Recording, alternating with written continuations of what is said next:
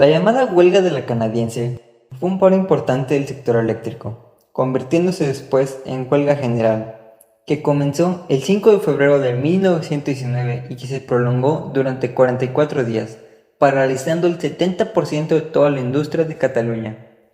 Dicha huelga se convirtió en la más importante, por sus logros, de la historia del movimiento obrero hispano. En ella se consiguió el aumento salarial, la readmisión de los trabajadores despedidos y, lo más importante de todo, la promulgación del decreto de la jornada de 8 horas de trabajo, siendo así el Estado español el primer Estado en promulgar dicha ley. La huelga empezó al producirse el despido por parte de la empresa Riegos y Fuerzas del Ebro, filial de la canadiense, de 8 trabajadores de las oficinas. Unos días antes, habían pasado a ser trabajadores temporales a trabajadores fijos, a la vez que la empresa decidía bajarles el salario. Estos, con su evidente descontento, recurrieron a su sindicato, la CNT, para que gestionara el conflicto y se produjo su despido inmediato.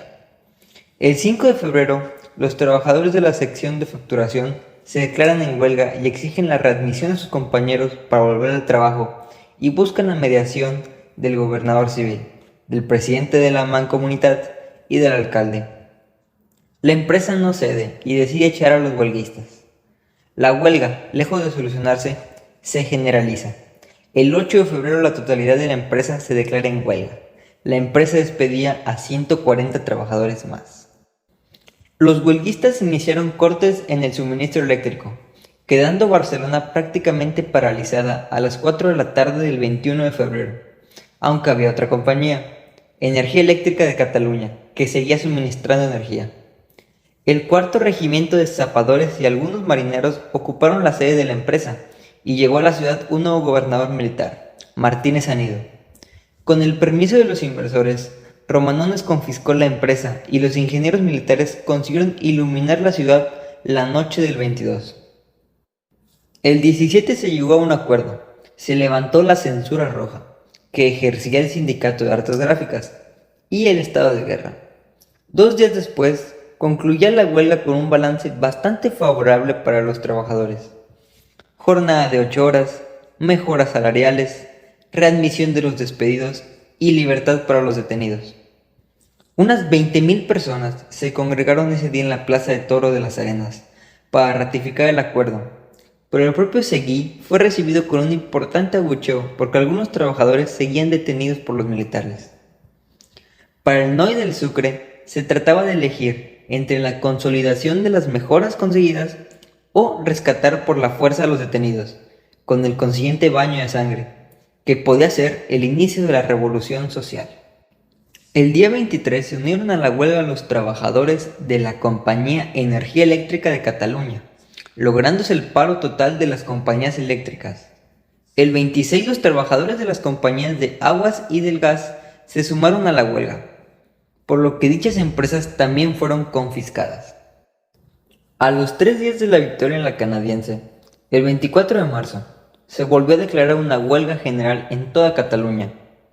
El desencadenante fue la negativa del gobierno a liberar a todos los presos como estaba acordado y, siguiendo las presiones de los grupos más intransigentes, se llamó al paro cuando aún se estaban negociando con el gobierno. En esta ocasión, el gobierno operó con mayor dureza. Sacó desde el primer momento al ejército y apostó a ametralladoras y cañones en las calles. También se organizó el Somatén para abrir tiendas, aprovisionar la ciudad y detener obreros. El 2 de abril se promulgó el decreto que imponía la jornada de 8 horas desde octubre, consiguiendo que muchos obreros volvieran al trabajo. Por ello la huelga fue decayendo en intensidad hasta que el 14 de abril se da por concluida. No obstante, el estado de guerra y la represión antisindical estuvieron presentes durante 4 meses. Una de las consecuencias más claras fue la creación de la Federación Patronal Catalana, en manos de los patronos más intransigentes y combativos, que se organizó para hacer frente al nuevo sindicalismo que mantuvo estas huelgas. Entre las medidas que se usaron contra los sindicatos destacan el cierre patronal, las listas negras o los despidos masivos. Esta situación llevó a que los grupos de acción anarquista, nutridos de numerosos trabajadores despedidos e insertos en listas negras, empezaron a tomar fuerza y fueron desplazando los cuadros más moderados de los puestos de dirección. Por otro lado, cambió el gobierno de Romanones, más abierto a la negociación, por el de Maura, inclinado por la vía represiva, y Bravo Portillo, destituido y encarcelado por colaborar con Alemania en la Guerra Mundial, volvió a la policía barcelonesa. En consecuencia, el gobierno mantuvo la represión contra los sindicatos que vieron cómo el ala moderada era perseguida y encarcelada.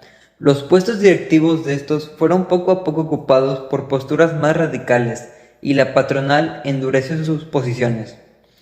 Todo ello en conjunto permitió que el pistolerismo renaciese en Barcelona y se instalase en los próximos años en la ciudad de manera endémica.